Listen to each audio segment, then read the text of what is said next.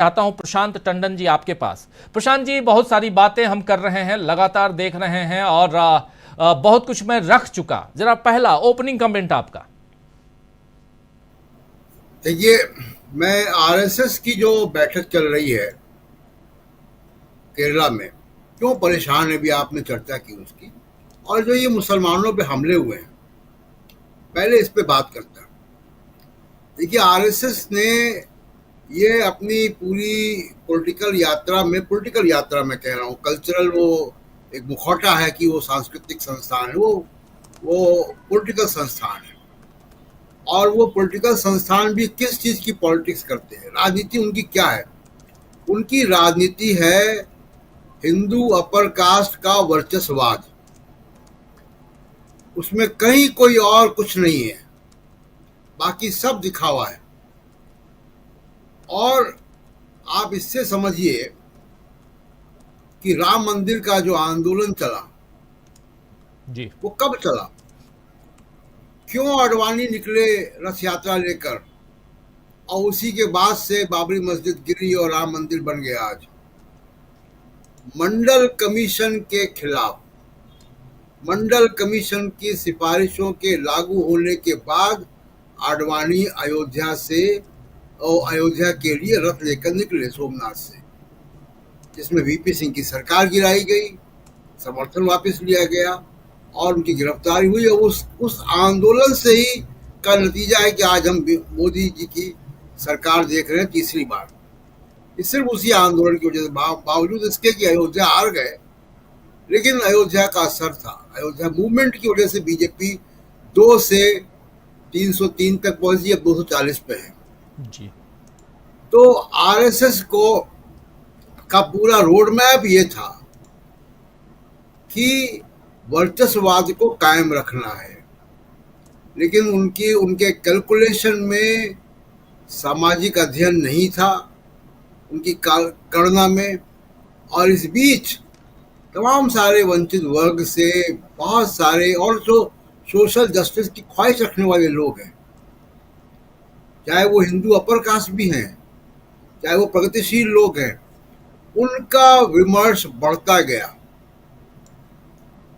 अब उस मांग को आप दबा नहीं सकते। अब उसमें इतनी स्टीम बन गई है कि अब उस पर ढक्कन ढकेंगे, ढक्कन उड़ जाएगा। अब वहां पे हिंदू मुसलमान से काम नहीं चल पाएगा।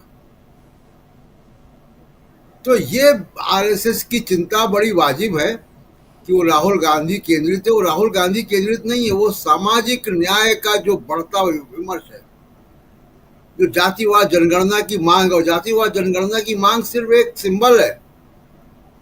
ये असर्शन है पूरे के पूरे वंचित समाज की तरफ से भागीदारी का, रिप्रेजेंटेशन का, रिसोर्सेस के बंटवारे का, जिसकी बात राहुल गांधी बार बार करते रहते हैं, कभी जी। फोटो दिखा के हलवे की, कभी कुछ और तरीके से। ये आरएसएस की परेशानी है।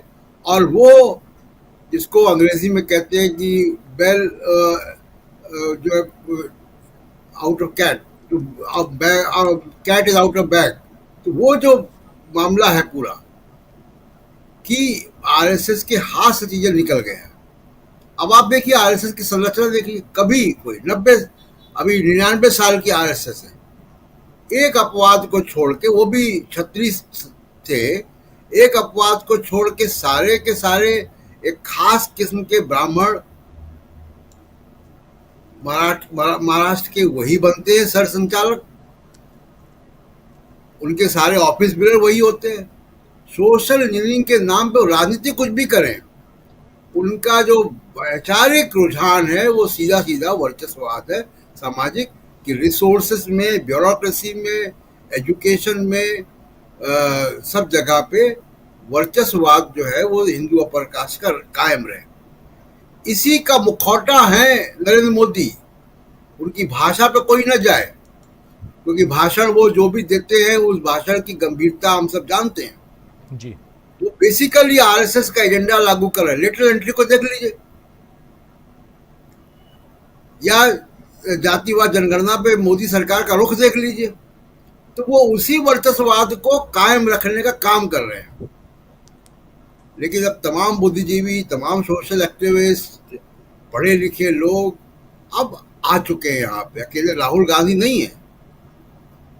पूरा अभी जो भारत बंद हुआ, उस भारत बंद में आप देखिए कि सड़कों पे पूरे देश में लोग नीले झंडे लेकर थे और तमाम बातें हुई। केवल लेटरल एंट्री की बात नहीं हुई, केवल क्रीमी लेयर की बात नहीं हुई, तमाम मुद्दों की बात हुई। तो आरएसएस यहाँ पे आरएसएस को संतोष करना पड़ेगा, उनको विड्रॉ करना पड़ेगा। मैं नहीं मानता कि आरएसएस कभी रिफॉर्म कर पाएगी जी। बहुत सारे जो फासिस्ट ऑर्गेनाइजेशन दुनिया भर में हैं वो रिफॉर्म नहीं कर पाते, वो अपने एजेंडा पे रहते हैं, वो हाशिए पे चले जाते हैं। अब वो आरएसएस का नंबर है हाशिए पे जाने का। जैसे यूरोप में या अमेरिका में दूसरे लोग जो इस तरीके की विचारधारा वाले लोग हैं वो हाशिए पे चले गए जी। दूसरी बात, जो महाराष्ट्र में ट्रेन में जो हुआ और जो हरियाणा में लिंचिंग हुई, आप ये देखिए कि ये महाराष्ट्र हरियाणा में ही क्यों हुई थी? क्या ये भीड़ है? और अगर ये भीड़ है तो उन्हीं राज्यों में क्यों कर रही है कि जहां चुनाव होने हैं? ये मैं मानता हूं कि ये जो लिंचिंग है, लिंच मॉब है, ये कोई भीड़ नहीं है। ये बहुत ऑर्गेनाइज्ड है, इसका एक कोई कंट्रोल कमांड है और बहुत ऑर्गेनाइज्ड तरीके से ये काम होता है।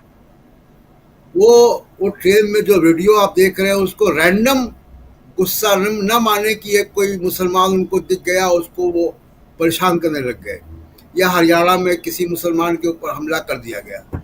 ये योजनाबद्ध है और ये भले ही वो उसमें रैंडम चेहरे हो, लेकिन उसके पीछे की एक प्लानिंग है। अगर वो प्लानिंग नहीं होती तो ये वहीं क्यों हो रहा है? हमेशा से वहां होता है जहां चुनाव होते हैं जी। इसलिए इस विषय को जांच करने का जो है पहल होनी चाहिए कि इन चेहरों के पीछे कौन लोग हैं, इसका मास्टरमाइंड कौन है इस लिंच मॉब का। और जब ये लिंच मॉब के मास्टरमाइंड तक हम पहुंचेंगे राजीव जी, तो हमको अपने कानों पर विश्वास नहीं होगा कि कौन लोग ये कर रहे हैं। ये बहुत ऑर्गेनाइज्ड है, ये रैंडम नहीं है और ये चुनाव को देखते हुए पोलराइजेशन करने के लिए होता है। बाकी बातें सेकंड राउंड में करेंगे। जी बिल्कुल बिल्कुल। बहुत कुछ हमारे साथ जुड़ गए हैं धनंजय कुमार जी। धनंजय जी, आपके पास ही सीधे आना चाहता हूं, उधर आपका स्वागत भी है और सीधा आपके पास हमारे चैनल से जुड़े रहने के लिए YouTube पर टाइप करें DB लाइव, सब्सक्राइब बटन को क्लिक करें और बेल आइकन को दबाना न भूलें ताकि खबरें आप तक पहुंचती रहें। देखते रहिए DB लाइव, क्योंकि यहाँ हैं खबरें लगातार।